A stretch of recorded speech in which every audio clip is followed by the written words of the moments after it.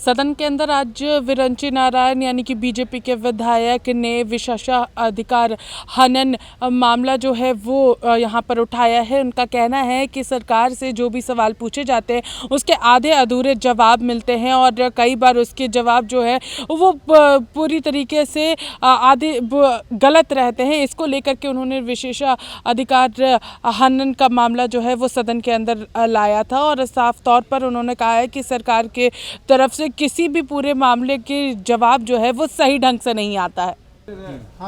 मित्रों, आज मैंने विधानसभा के अंदर मुझे और सदन को गुमराह करने के संदर्भ में विशेषाधिकार हनन का नोटिस लाया। दरअसल जो सरकार की तरफ से जवाब आते हैं वो आधे अधूरे रहते हैं, गुमराह करने वाले रहते हैं। 26 तारीख को हमारा एक सवाल था, पहले नंबर पर था, जिसके माध्यम से मैंने जानना चाहा था कि 1 दर्जन से ज़्यादा ऐसे मामले हैं जिसमें अभी तक राज्य सरकार ने FIR नहीं किया है। जो भी कार्रवाई ED कर रही है वो अपने खुद के द्वारा जुटाए गए तथ्यों के आधार पर कर रही है।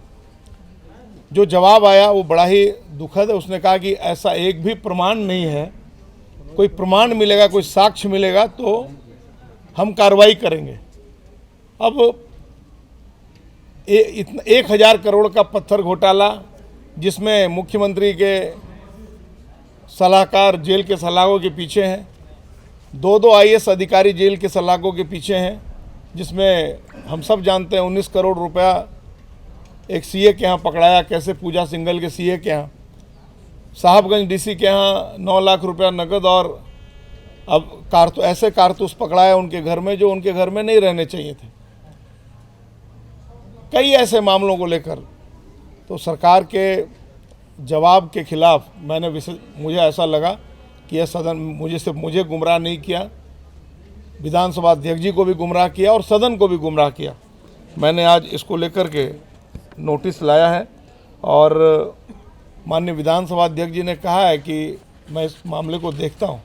आपके माध्यम से भी मैं माननीय विधानसभा अध्यक्ष जी से आग्रह करता हूं कि इतने गंभीर विषय पर, जबकि 1 दर्जन से ज़्यादा ऐसे मामले हैं, ज़मीन के मामले हैं, जिसमें राज्य के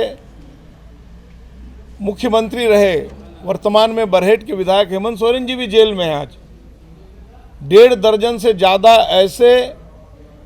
ऐसे बड़े बड़े भ्रष्टाचारी मगरमच्छ हैं जो जेल के सलाखों के पीछे हैं। आखिर राज्य सरकार के प्रशासन को कैसा प्रमाण चाहिए, ये समझ से परे है। तो इस प्रकार का जवाब मिले न मिले कोई मतलब नहीं है इस प्रकार के जवाब का।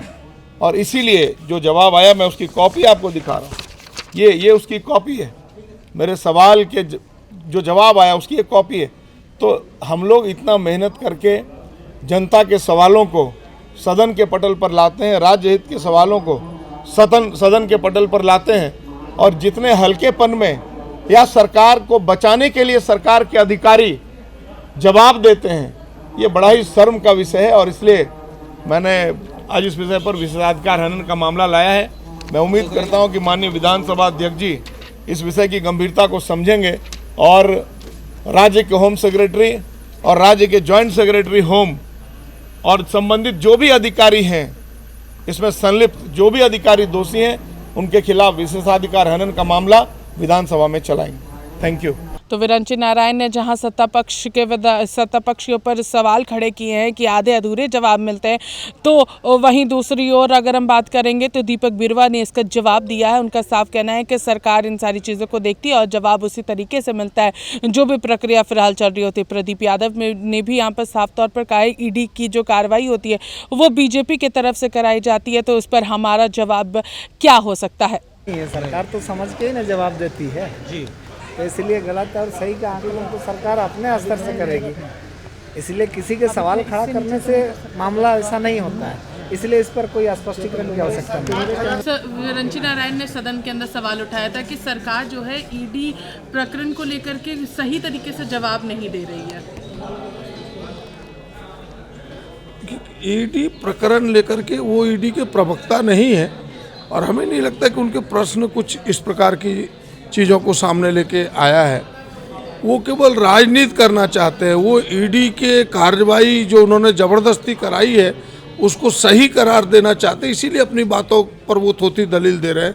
सच ये नहीं है। सच ये है कि झारखंड में ईडी की कार्रवाई राजनीति से प्रेरित है। वो यहाँ की सरकार को गिराने का एक प्रयास है। आपने देखा होगा उसके शिकार खुद मैं हुआ। मेरे यहाँ भी ईडी के छापे पड़े, मेरे यहाँ आईटी के छापे पड़े। ये सारी चीज़ें राजनीतिक प्रक्रिया को उन्होंने पार्ट बनाया है। अब उनके पास इन प्रश्नों को रखने का कोई, हमें नहीं लगता कि कोई नैतिकता है उनके पास। ये चीज़ें वो थोथी दलील देते हैं। तो जहां एक तरफ विरंची नारायण ने सरकार के ऊपर सवाल उठाए हैं, तो वहीं दूसरी ओर अगर सत्ता पक्ष की बात करेंगे तो सत्ता पक्ष की ओर से यहां पर मंत्री दीपक बिरुवा ने भी कहा है कि सरकार सभी चीज़ों को लेकर के जवाब देने का प्रयास करती है। तो वहीं दूसरी ओर यहां पर कांग्रेस के विधायक प्रदीप यादव ने भी साफ तौर पर कहा है कि जो भी ईडी का पूरा मामला रहता है वो तो खुद बीजेपी करवाती है, तो उस पर जवाब हम लोग क्या दे सकते हैं। लेकिन जो भी सवाल विपक्ष की ओर से पूछे जाते हैं उसके जवाब हम लोग सही ढंग से देने का प्रयास भी करते हैं और पूरी चीज़ें जो है उनके समक्ष रखते हैं। फिलहाल इस खबर में हमारे साथ इतना ही। सहयोगी अमन के साथ मैं पूजा दुबे, लाइव इंडिया, रांची।